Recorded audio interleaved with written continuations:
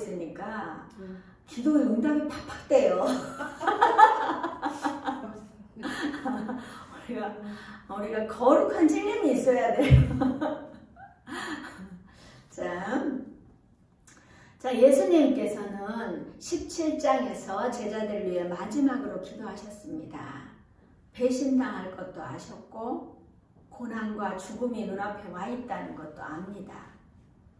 또 제자들이 흩어질 것이라는 사실도 알지만 오직 하나님 영광 위에서 십자가를 향해 나아갑니다. 예수님께서는 제자들의 기쁨이 충만하며 세상에서 보호받기를 기도하셨습니다. 기억나십니까? 예수님께서는 제자들이 거룩하여 모든 성도와 연합하기를 위해 기도하셨습니다. 기억나시나요? 예수님께서는 우리가 영광을 보게 되기를 원하셨습니다. 기억나십니까? 우리는 이런 삶을 살려고 노력을 해야 돼요. 지난주에 무슨 말씀을 했는지, 아니 이 예배당을 나가면서 잊어버릴 수가 있어요. 근데 하나쯤은 생각을 하셔야 돼요. 그리고 하루 종일 일주일 내내 묵상을 하면서 내가 어떻게 이 말씀대로 살아낼 것인가를 생각해 보는 거예요. 지금이 사순절 기간입니다. 이 사순절 기간에 이 말씀을 보면서 예수님께서 우리를 향한 마음이 어떤 마음이셨을까를 좀 생각해 봐야 합니다. 예수님께서는 오직 자신에게 맡겨진 사명만을 위해 묵묵히 이 길을 가셨습니다. 오늘은 예수님께서 우리에게 어떤 말씀을 하시고 하셨자 하는지 살펴보겠습니다. 자, 1절 같이 봅니다. 시작. 예수께서 이 말씀을 하시고 제자들과 함께 기드론 시내 건너편으로 나가시니 그곳에 동산이 있는데 제자들과 함께 들어가시니라. 아멘. 여기서 기드론 시내는 예루살렘 동쪽과 감람산 사이에 있는 골짜기입니다. 6월절 시기에는 성전에서 드려지는 수많은 양의 피가 이 시내로 흘러들어가 붉게 물들어진다고 전해집니다. 6월절 어린 양의 피가 흐르는 골짜기 그 길을 건너 참 어린 양이신 예수님께서는 스스로 희생 제물로 자신을 내어드리러 가십니다. 이 장소는 동산이라고 강조합니다. 자, 우리는 동산하면 어떤 장소가 생각나십니까? 성경에 나오는 첫 번째 동산은 에덴 동산입니다. 인간을 타락의 길로 인도했던 것이고 또 하나님께서는 이것을 얼마나 심혈을 기울여서 만드셨는지 몰라요. 암흑 같은 세상을 빛이 있으라 다 말씀으로 다 하시고 맨 나중에 어떻게 하셨어요? 우리 같이 읽어볼게요. 자, 화면 보시고 읽어보세요. 시작. 아담에게는 돕는 배필이 없으므로 여호와 하나님이 아담을 깊이 잠들게 하시니 잠들매 그가 그 갈빗대 하나를 취하고 살로 채우시고 여호와 하나님이 아담에게서 취하신 그 갈빗대로 여자를 만드시고 그를 아담에게로 이끌어 오시니. 아멘. 자, 이 얼마나 아름다운 상황이에요. 이렇게 하나님께서 심혈을 기울여서 만들어서 또 배필이 없다고 이렇게 탁 만들어 주셨잖아요. 근데 어떻게 해요? 아담은 우리 사람의 첫사람. 하나님께서 만든 첫사람이란 말이에요. 근데 이 사람이 말씀에 순종하지 않았기 때문에 타락으로 갈 수밖에 없었어요. 에덴 동산이 축복의 동산이었는데 여기에서 쫓겨나는 그런 시간이 있었어요. 하지만 우리는 이 겟세마네 동산, 예수님이 계신 이 겟세마네 동산에는 구원이 시작됩니다. 예수님은 이 동산에서 완전한 순종으로 인한 구원의 길을 여십니다. 아멘. 자, 2절. 그곳은 가끔 예수께서 제자들과 모이시는 곳이므로 예수를 파는 유다도 그곳을 알더라. 아멘. 자, 겟세마네 동산은 제자들과 가끔 같이 모여서 기도하시는 곳이에요. 여기서 예수님을 파는 유다도 그것을 안다고 합니다. 그러면 이게 우연히 일어난 일일까요? 아닙니다. 예수님은 다 알고 계셔요. 유다가 그 장소를 알고 있고 예수님께서 그곳으로 오실 거라는 것을 유다도 알고 있었어요. 그래서 누구를 불렀어요? 군대를 불렀습니다. 예수님은 자신이 체포될 것도 알고 계셨습니다. 그럼에도 불구하고 예수님은 그 장소로 이동을 하셨어요. 예수님의 체포는 패배가 아니라 의도적이고 자발적인 자기 내어줌이에요. 자, 보세요. 3절을 보면 3절 같이 있습니다. 시작. 유다가 군대와 대제사장들과 바리새인들에게서 얻은 아랫사람들을 데리고 등과 횃불과 무기를 가지고 그리로 오는지라. 아멘. 여기서 군대를 동원했어요. 군대는 헬라어로 스페이라로 통상 600명 정도의 병력을 지칭하는 말이에요. 그렇지만 이 정도는 아니더라도 지금까지는 대제사장이나 바리새인이나 서기관 정도로가 이렇게 몰려와서 예수님을 죽이려고 했어요. 근데 이번에는 어떻게 해요? 군대까지 동원을 합니다. 이들은 자 보세요. 우리가 에덴 동산에서는 뱀 한 마리가 아담을 멸했단 말이에요. 근데 예수님을 죽이려고 군대가 온 거예요. 이들은 뭘 가져와요? 등과 횃불과 무기를 가져옵니다. 예수님을 제대로 식별하지 못할까봐 단단히 준비를 하는 거예요. 빛이신 예수님을 잡기 위해 등과 횃불을 들고 왔어요. 다른 복음서에는 칼과 몽치라고 표현했는데 여기서는 무기라고 표현했어요. 유다의 완악함이 민낯으로 드러나고 있어요. 자기들이 할 수 없어요. 제사장들도 그러고 바리새인도 끊임없이 예수님을 죽이려고 했는데 안 됐잖아요. 근데 이제 무력으로 하려고 하는 거예요. 근데 여러분 생각해 보세요. 유다가 처음부터 악했을까요? 아니에요. 모든 재정을 맡고 있을 정도로 믿음만한 자였어요. 하지만 작은 생각이 유다를 이 지경까지 인도한 거예요. 저는 매일매일 말씀 앞에서 바로 서려고 발버둥을 칩니다. 말씀이 없으면 하나도 살아남을 수가 없어요.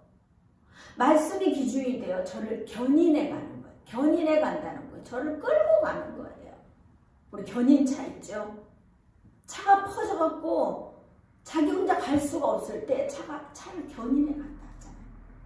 저도 마찬가지예요. 뭐 대단하게 뭐 능력이 있고 뭐 대단해서 제가 하나님께 쓰임 받는 것이 아니고요.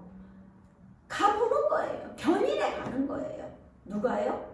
말씀이요. 말씀이 저를 견인해 가는 거예요. 여러분은 어떠십니까? 여러분을 견인해 가는 게 말씀입니까? 아니면 그냥 널브러져 있는 나의 삶입니까? 유다는 예수님을 매일매일 따라다니는데 사실 말씀이 없었을까요? 당연히 저보다 훨씬 더 말씀과 가까웠을 것입니다. 하지만 예수님은 여러 번의 경고에도 불구하고 사탄이 생각을 지배할 동안 그대로 자신을 방치했습니다. 예수님께서는 다락방 강화 때도 대놓고 경고하셨지만 먼저 유다는 자리를 떴습니다. 자, 야고보서 2장 17절을 보면은 같이 읽습니다. 시작. 이와 같이 행함이 없는 믿음은 그 자체가 죽은 것이라. 아멘. 우리에게 행함이 없는 믿음은 그 자체가 죽은 것이라고 해요. 아무리 강단에서 말씀을 선포한다 하여도 행함이 없는 믿음은 죽은 거예요. 믿음이 없는 거예요. 가짜예요. 유다는 제자들의 무리에서 믿음이 있는 척 앉아 있었지만 자신의 생각 속에 갇혀서 사단의 종노릇을 이렇게 성실하게 하고 있었어요.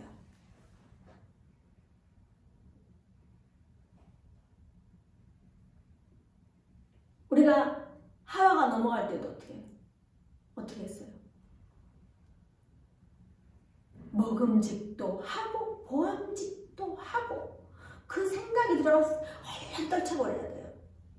근데 먹음직도 하고 보암직도 하고 계속 그걸 묵상하다 보니까 그쪽으로 따라갈 수밖에 없는 거예요. 제가 항상 말씀드렸죠. 지나는 새가 내 머리에 똥은 쌀지언정 그 자리에 둥지를 틀게 둬서는 안 된다고 했어요. 어떻게 해요? 잠언 4장 23절 크게 있습니다. 시작. 모든 지킬 만한 것 중에 더욱 내 마음을 지키라. 생명의 근원이 이에서 남이니라. 아멘. 내 생각을 지키는 것이 죄를 짓지 않는 것이고 참 제자가 되는 것입니다. 아멘. 자, 4절 같이 봅니다. 시작. 예수께서 그 당할 일을 다 아시고 나아가 이르시되 너희가 누구를 찾느냐. 이 장면은 굉장히 중요합니다. 예수님은 숨어 계시지 않으셔요.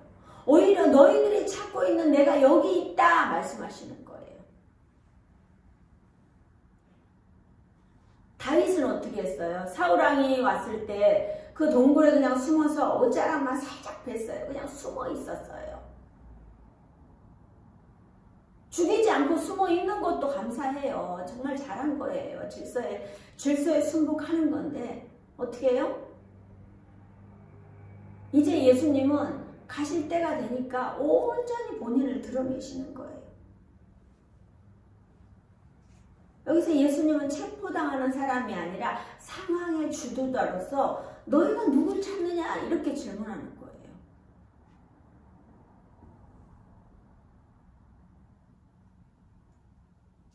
자, 5절 같이 봅니다.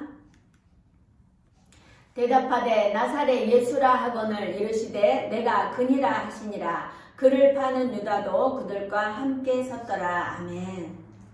자, 나사렛 예수를 찾는다 하니 내가 그니라 말씀하셨어요. 헬라어 에고 에이미 내가 그다라고 말씀하셔요.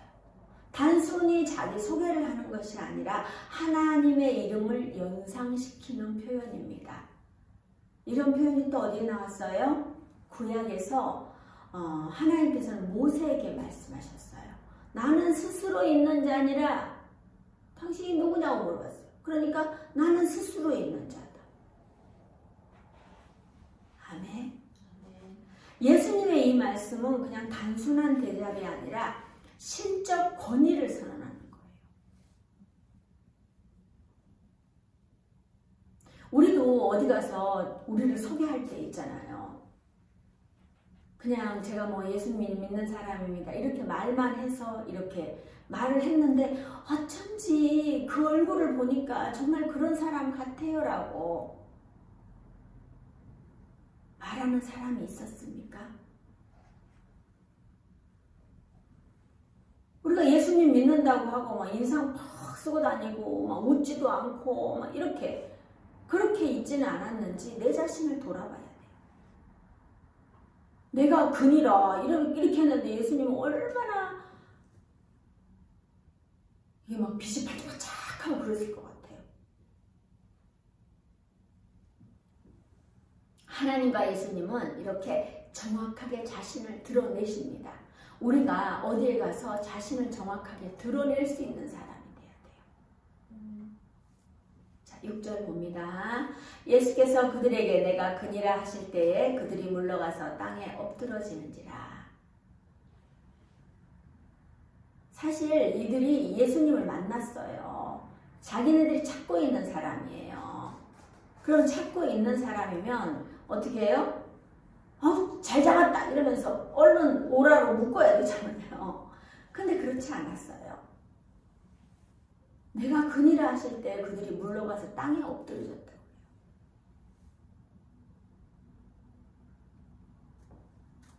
왜 그랬을까요? 예수님의 말씀 속에 신적 권위가 나타나며 하나님의 권위가 나타났기 때문이에요. 우리가 누군가랑 이야기하다 보면 저절로 고개가 숙여지는 분이 있어요. 이 사람 진짜 존경스럽다. 이분 정말 대단하다. 라는 그런 분들이 있어요.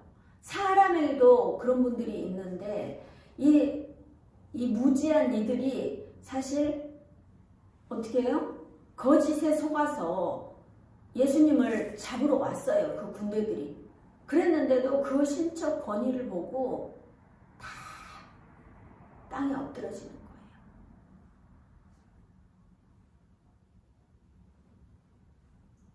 우리가 이분을 잡으러 왔으면 정말 꼭꼭 숨어야 하는데 잡으러 온 것을 다 알면서도 서 있는 걸 보면서 얼마나 이 사람들이 충격이겠어요.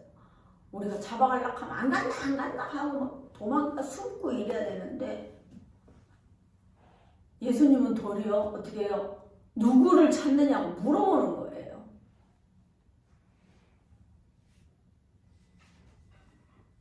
우리는 이런 대담함이 있었으면 참 좋겠다는 생각이 들어요. 사실 성경에서 이 장면은 굉장히 중요한 순간입니다. 어둠이 만연한 곳에 빛으로 드러나신 예수님, 스스로 십자가를 향해 걸어가시는 예수님을 명확히 드러내고 계십니다. 절대 물러서지 않아요. 우리는 때론 물러서지 말아야 합니다. 우리가 경로당에 갈 때는요, 정말 핍박이 많아요. 정말 저도 속된 말로 때려치우고 싶을 때가 있어요. 정말로. 정말 그럴 때 있거든요. 근데 그 영혼들이 너무 안타까워요. 그 영혼들이 안타까워서 또 다시 가는 거예요. 예수님은 십자가를 지려고 이렇게 앞에 나가는데 뭐 어때요? 그 사람들이 욕 먹는다고 뭐 욕한다고 뭐 제가 욕을 안 먹으면 되죠. 제가 안 받아들이면 돼. 욕을 반사 이러면 되고 핍박 반사 이러면 되지. 그렇다고 제 목숨이 없어지는 것도 아니고 그렇잖아요. 그러니까 우리는 완전히 주님만 바라봐야 돼요. 여기서 예수님은 그러잖아요. 힘없이 잡히는 것이 아니라 모든 상황을 주관하셔요. 십자가는 사실 패배가 아니라 우리가 봤을 때 십자가는 패배 같잖아요. 근데 패배가 아니라 왕의 길을 묵묵히 가시는 상황이에요. 예수님이 십자가를 지지 않으면 우리가 다 어떻게 해요? 구원받을 수가 없어요. 전적으로 책임을 지는 거예요.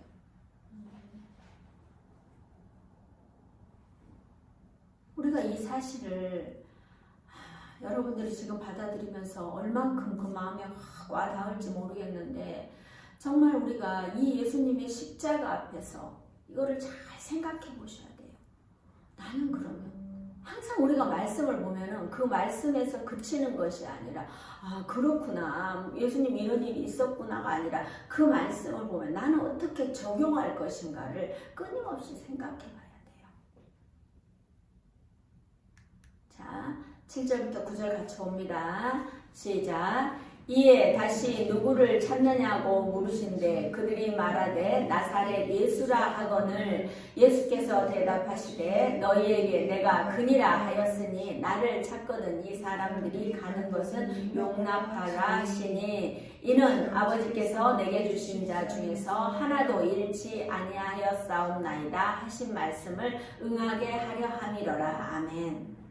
자, 4절과 5절에 기록된 것과 똑같은 질문과 똑같은 대답이 반복됩니다. 주님은 동일한 질문을 던졌고 체포자들도 그대로 대답했어요. 그런데 문제는 어떻게 이렇게 똑같은 질문을 반복할 수 있느냐는 거예요. 사실 요한이 이거를 기록할 때 반복되는 말이니까 삭제할 수도 있어요.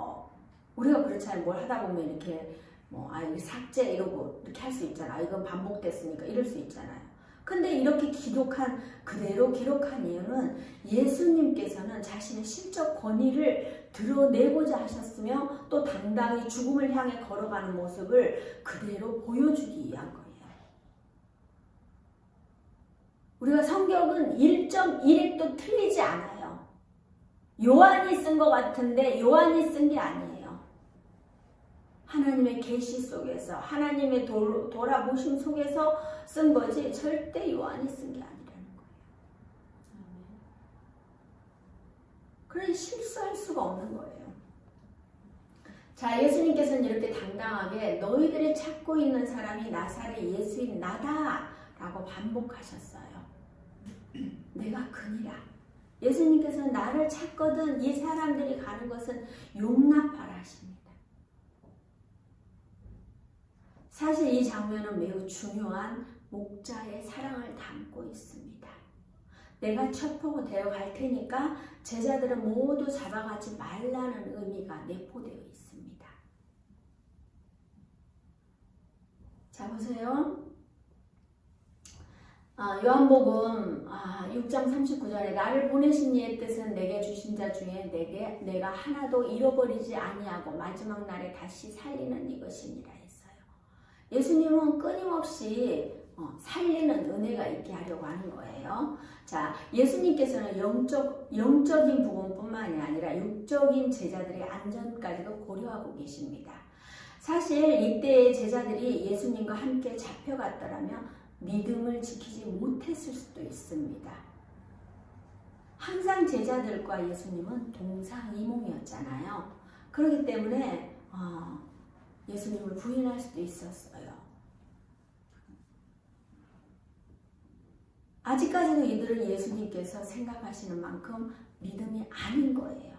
그러니 예수님께서 이들을 보호하셔요. 사실 예수님처럼 잡혀가게 되면요, 이렇게 고문을 당하고 그러면 얼마나 두렵겠어요, 제자들이. 사실 베드로는 잡혀가는 게 무서워서 3번 부인을 했을 정도였어요. 근데 이 제자들이 다 데리고 가서 고문을 한다면 남아있을 제자들이 어디 있겠습니까? 예수님께서는 지킬 수 있는 만큼 최선을 다해서 끝까지 지켜주셔요. 예수님이 가시고 나서도 우리를 지킬 수 없었을까요? 가시고 나서도 성령님을 보내셔서 지켜주셨다는 거예요. 지금은 어떨까요? 지금도 마찬가지입니다. 우리의 믿음만큼 지켜주시는 거예요. 우리의 믿음만큼 해주시는 거예요. 우리의 믿음만큼 역사하십니다. 10절 11절 같이 봅니다. 시작.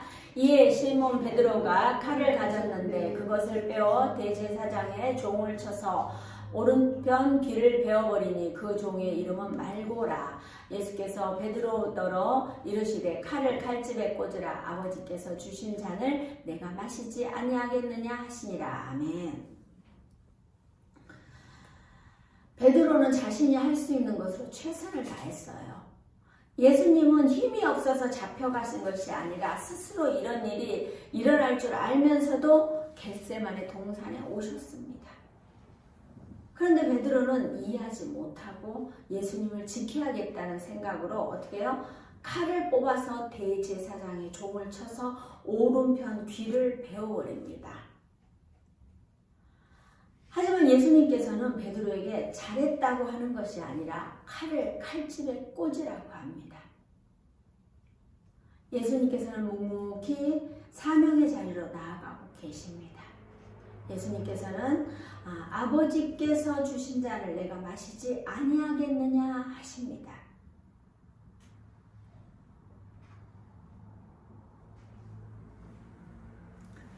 사실 제가 칼을 칼집에 꽂으라는 말씀을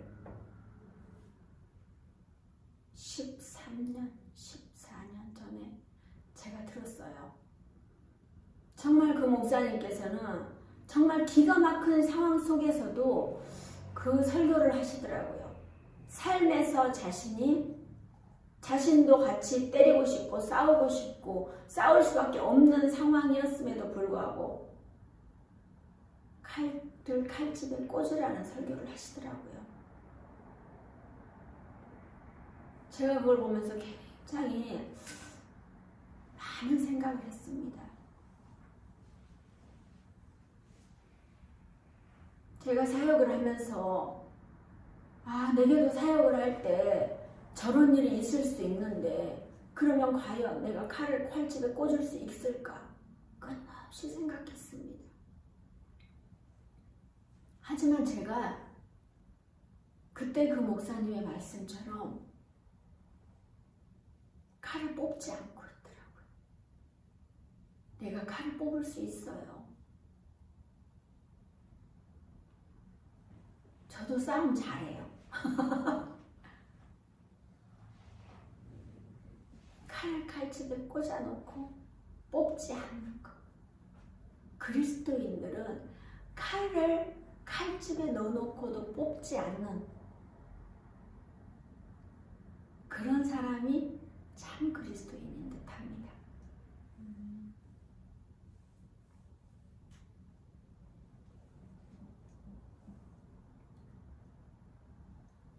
우리가 기도의 자리에서 주님이 주시는 마음에 항상 순종해요. 저는 어떤 목사님께서는 저한테 그러는 거예요. 목사님 신용불량자 돼봤냐? 쌀 떨어져 굶어봤냐? 남편에게 핍박 받아봤냐? 그런 거 안 해봤지?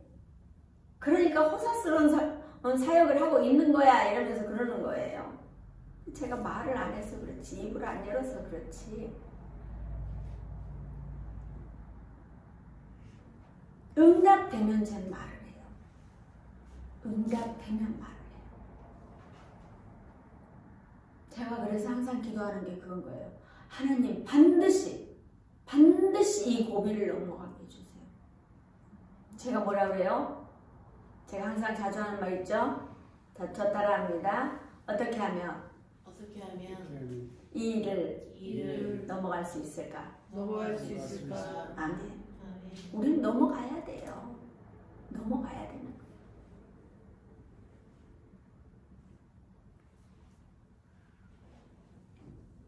칼을 한번 뽑았으면 무라도 자르라고 하잖아요. 저는 그 이야기를 듣고 저는 열심히 살았었어요. 무라도 자르리라. 근데 여기서는 칼을 칼집에 꽂으래요. 예수님께서는 그 자리를 절대 피하지 않으시고 자신의 사명을 다하러 가시는 거예요. 사랑하는 동역자 여러분, 예수님의 책보는 절대 실패가 아니라 스스로 사명의 자리로 나아가신 것입니다. 그럼에도 불구하고 자신을 내어주고 양들을 보호하십니다. 아버지 하나님께서는요, 인류의 구원은 십자가의 비극이 아니라 구원의 길이라 말씀하십니다. 에덴 동산과 겟세마네 동산은 전혀 다른 결과를 가져옵니다. 사랑하는 동역자 여러분, 여러분은 지금 무엇을 바라보고 나아가십니까? 21일 작전 기도를 하면서 저는 많은 것을 생각합니다. 기도하면 됩니다. 기도하지 않는 것은 하나님께 기대가 없는 거예요. 하나님을 믿지 않는 거예요. 저는 하나님께서 하실 것을 믿습니다. 그러니 매일 밤마다 기도의 자리를 간절히 기도합니다. 하나님 주시옵소서, 주시옵소서, 주시옵소서. 이 간절함이 없어요. 간절. 우리가 중얼중얼 눈물이 없는 기도는 기도가 아니라니까요. 갈급함이 없으니 눈물이 안 나와요. 아버지 빨리 주세요. 이거를 정말 하고 싶단 말이에요. 그 정도 아니면 여러분이 그냥 알아서 하세요. 그냥 기도의 자리에 앉지 마시고요. 우리가 정말 중언부언하는 기도가 아니라 간절함으로 나아가는 것이 믿음입니다. 금요일에 모두 모여서 우리가 9시까지 앉아있으니까 너무 좋으셨죠? 예. 잠깐 있다 가는 것보다 훨씬 더 큰 은혜가 있단 말이에요. 우리의 삶에 나아지는 은혜가 있어야 합니다. 예수님께서는 십자가를 향해 우리를 살리시기 위해서 나아가시는데 우리는 과연 무엇을 할 수 있을까요? 기도라도 제대로 하면서 주님 영광 나타내며 살아야 합니다. 우리의 행동에 예수님께서 칼을 칼집에 꽂으라고 하는 것이 아니라 그래 너 너무 잘했다. 계속해라. 이렇게 할 줄 알았죠. 근데 그렇지 않았어요. 저는 이제 이번 주에 화요일이면 교육관 계약의 모든 잔금을 치러야 합니다. 제가 이 말씀을 붙들었어요. 자, 16장, 사도행전 16장 25절에서 26절 같이 봅니다. 시작. 한밤중에 바울과 실라가 기도하고 하나님을 찬송하며 죄수들이 듣더라. 이에 갑자기 큰 지진이 나서 옥터가 움직이고 문이 곧 다 열리며 모든 사람의 매일 것이 다 벗어진지라. 아멘. 기도하면 역사가 일어납니다. 옥문이 열리는 역사가 일어납니다. 이제 청춘한국학교 개강이 일주일 남았습니다. 우리가 잘 준비해서 우리도 십자가 앞에 뚜벅뚜벅 걸어가야 합니다. 지역의 어르신을 섬길 수 있는 것도 은혜입니다. 우리 모두가 유다와 같은 삶이 아니라 주님의 십자가 사랑을 바라보면서 도망가지 않고 잔을 피하지도 않고 묵묵히 우리를 대신하여 가신 예수님의 빈 발자국을 우리가 채우며 한 걸음 한 걸음 전진하는 저와 여러분 되시길 주님의 이름으로 축복합니다.